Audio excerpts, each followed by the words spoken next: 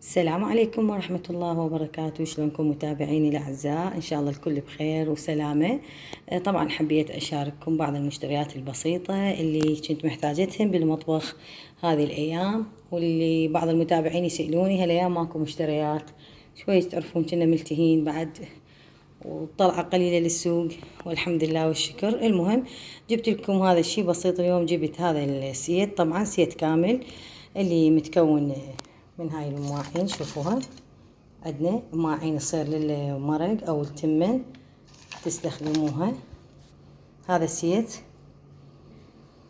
كامل. واللي يسألوني عن الاسعار، طبعا سعر السيت كله صار ب36,000. وهذه الكاسات،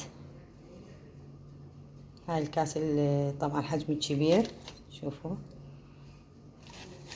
ايضا هاي السيت من عندها، واضافه الى المواعين اللي وياه اللي هي مواعين الحلاوه،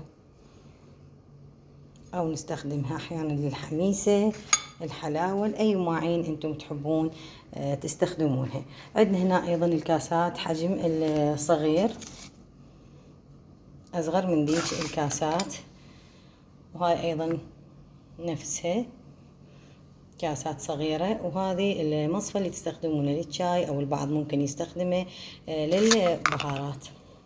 هنا طبعا عندي جبت هذا سابقا جايبه، يمكن مصورته لكم بس كانت النقشة يعني خضرة نجيها. هذا السيت ب3000 دينار ايضا للاكل، وايضا وياه سيت شاي نفس النقشة. سابقا جبت اخضر ايضا سيت شاي وسيت خواشيق الاكل. وحتى هذه مالت الشاي الصغيرة هم ب3000 دينار. هنا أنا عندي هاي المكشارة، شوي نوعيتها حلوة هاي وشغلها حلو، بس بصراحة ما أعرف أسعارها لأن جماعها فوق يعني المواعين وحسبين كلهن. هاي الدولكة طبعا ب1000 دينار. وهذه مناشف أيضا للمطبخ، جبت منها سيتين. أول ما جبت السيت فتحت استخدمته ب1000 أيضا، تفيد للمطبخ وشغلها كلش حلو. هذا شيء بسيط بس حبيت أشاركه وياكم، لأن صار لي فترة ما منزلة مشتريات والكل يسألني على المشتريات.